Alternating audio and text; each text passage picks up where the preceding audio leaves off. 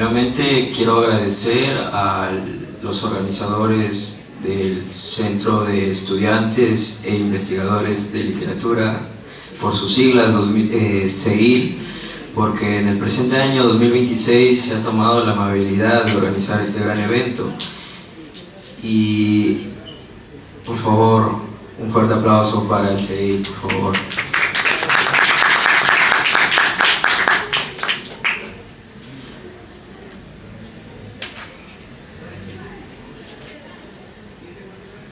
Muy bien, como dice el título de mi ponencia, es la manipulación, la microfísica del poder y la manipulación mediática en la novela Cinco Esquinas.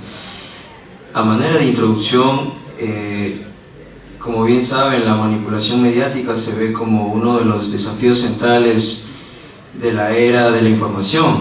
Los medios digitales, redes sociales y plataformas de comunicación instantánea han ampliado el acceso a la información, pero también ha facilitado la transmisión de contenidos desinformados, subjetivos, diseñados para la opinión pública de manera estratégica. Los políticos, económicos, moldean las percepciones sociales, muchas veces sin que la audiencia sea consciente ciertamente de ese ejercicio de poder. Ahora, saltando a lo que es la novela Cinco Esquinas, ciertamente la diégesis de esta novela, la historia nos cuenta, está situada explícitamente en el contexto histórico del fujimorismo en el Perú. Inicia con una aventura erótica entre dos amigas, que son Marisa y Chabela, a la cual ellas son parte de esta historia y juntas entrelazan una aventura. Y más allá de ello, como un tema serio que se ve en esta novela es la manipulación mediática de los medios, que se ejerce como un poder, como un modo de poder. En esta historia precisamente se cuenta también del personaje llamado Enrique Cárdenas, un ingeniero perteneciente a la clase limeña alta, quien tiene una visita inesperada en su oficina por parte del personaje Rolando Garro, director del diario Destapes, un diario sensacionalista, dicho de otro modo, los famosos diarios Chicha. La finalidad de dicha visita por parte de Rolando Garro es obtener inversión para su diario.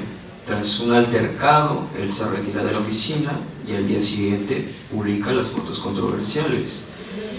Como consecuencia de ello, el director, que ya mencioné, Rolando Garro, muere. Al transcurrir la secuencia narrativa de la novela, se revela que su muerte es causada por no acatar las diligencias impuestas por el personaje llamado el Doctor, quien ha estado inmerso en una red de poder. Entonces, ahora bien, la llamada red de poder. Esto que acabo de mencionar concuerda con la teoría de la microfísica del poder de Michel Foucault, quien introduce una ruptura con las concepciones tradicionales del poder, que lo entienden como propiedad de un soberano, como una facultad centralizada, o como algo que se detenta desde una posición visible o jerárquica. En oposición a esto se introduce la noción de microfísica del poder, desarrollada principalmente en obras como Vigilar y Castigar y en sus cursos de la Collège Française. Este concepto implica un análisis detallado de cómo el poder se ejerce a través de redes múltiples, técnicas y dispositivos que penetran a todos los niveles de la vida social. Foucault propone dejar de preguntar quién tiene el poder, para pasar a interrogar cómo se ejerce. El poder no se posee, circula, no se impone solamente, por así decirlo, desde arriba, desde un gobierno, desde un Estado. Se produce mediante saberes, subjetividades, prácticas. Entonces, el enfoque que plantea Foucault descentraliza cierto tipo de análisis y lleva a estudiar ciertas prácticas cotidianas, cómo se organizan los cuerpos, los espacios, los tiempos. En este caso, algo que Cinco Esquinas quiere reflejar, como bien menciono, es un momento histórico que pasó acá en el Perú. En los años de 1995 hasta los 2000, el Perú sufrió ciertamente una captura cognitiva, un término empleado por Carlos Loaiza en el año 2024 en una investigación. Esta captura cognitiva sucedió principalmente en los sectores socioeconómicos D y E. ¿Y cómo fue? ¿Por qué se dio? ¿Por qué pasó? Pues justamente por los mismos diarios chicha, en la cual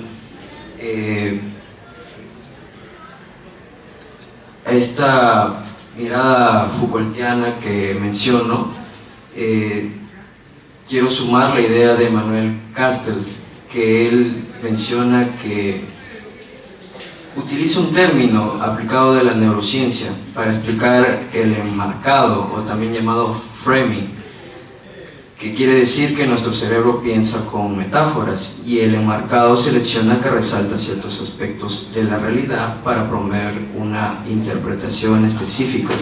Justamente los diarios chichas de aquellos tiempos, como ejemplo, esos famosos diarios fueron El Chino, El Mañanero, La Chuchi, La Yuca, El Men, Ajá y El Popular. Estos diarios, en la semántica que se utilizaba para capturar, para tener sometidos precisamente a toda una sociedad, tenía como finalidad disciplinarnos de alguna manera.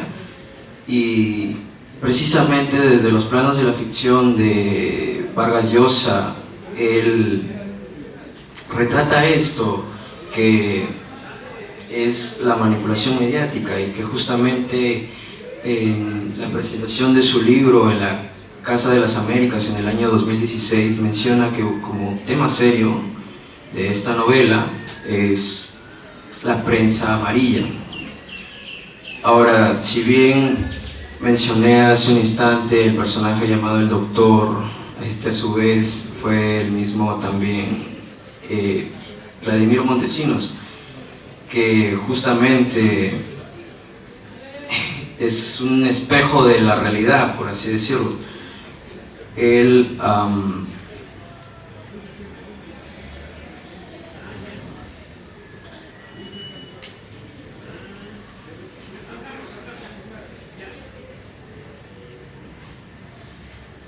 en el régimen de Fujimori se generó ciertos acuerdos clandestinos para manipular la información y alterar los contenidos de los programas de señal abierta, facilitando activamente también la segunda reelección. Como bien saben, el gobierno de Fujimori en el año 95 tiene una reelección presidencial, y al carecer por completo de un discurso político, hegemónico y democrático, este gobierno o régimen utilizó de forma deliberada los medios de comunicación para producir de una manera artificial el carisma del presidente de aquellos años.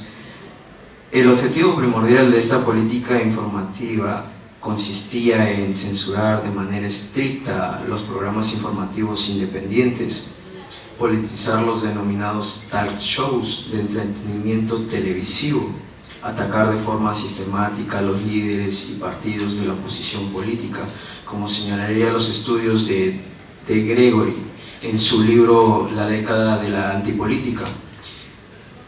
Y justamente, como ya mencioné, Vladimiro Montesinos, en la Oficina de Servicio de Inteligencia Nacional, también llamado por sus siglas SIN, bajo su dirección el gobierno fujimorista se encargó de negociar y dirigir de manera minuciosa las líneas informativas, editoriales de medios de comunicación privados, con el fin de lograr controlar, disciplinar a estos grupos o sectores económicos D y E. Este régimen implementó una serie de mecanismos de cooptación. Por ejemplo, se pagó dinero en efectivo directamente a los dueños y altos ejecutivos de los medios de comunicación. Se amenazó de forma constante con investigar y fiscalizar de manera severa a los tributos de las empresas de comunicación a través de la Superintendencia Nacional de Administración Tributaria, también llamada SUNAT. El Poder Judicial fue corrompido de manera integral para emitir fallos y medidas que favorecieran los intereses del gobierno. Se limitó de forma drástica el acceso de ciertos medios periodísticos independientes a las conferencias de prensa oficiales y a los eventos protocolares del Estado. Se manipuló, financió y dirigió de forma directa a la prensa amarilla o sensacionalista. Y curiosamente, al carecer de un partido político sólido, como mencionaría Protzel, en el año 1994 el Perú sufrió un liderazgo mediático, se llenó de un vacío y Fujimori entendió que la televisión y la prensa eran la mejor arma. Según de Gregory, el presidente descubrió que gobernar a través de inauguraciones televisadas y ciertamente verlo como un ritual mediático le daba una ventaja, y para mantener ciertamente su, llamémosle como su teatro, especialmente durante su segunda reelección, él sí operó de manera milimétrica. No tenía un discurso político, así que compraron la lealtad de la información.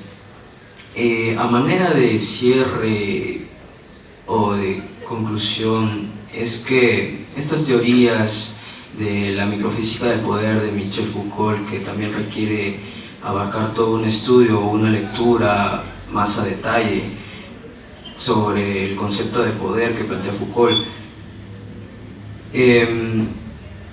justamente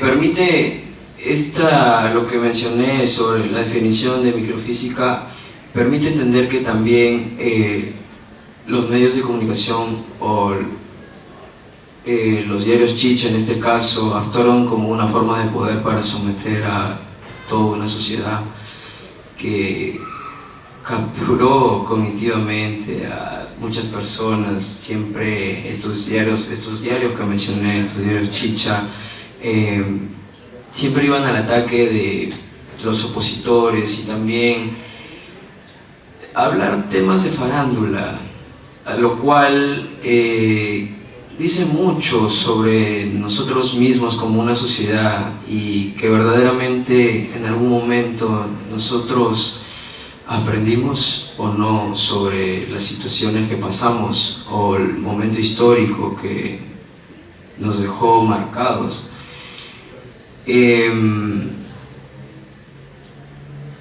Quiero cerrar esto con una breve reflexión, que es en qué momento nosotros como sociedad dejamos de desintegrarnos, y propiamente dicho,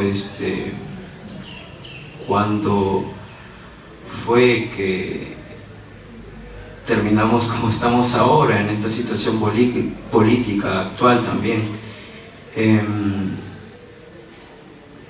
Curiosamente, esta novela, Cinco Esquinas, retrata este preciso momento como un tema serio, lo que fue en aquellos años esta red de corrupción, estos medios, la prensa comprada, los diarios y todo lo que vivió el Perú.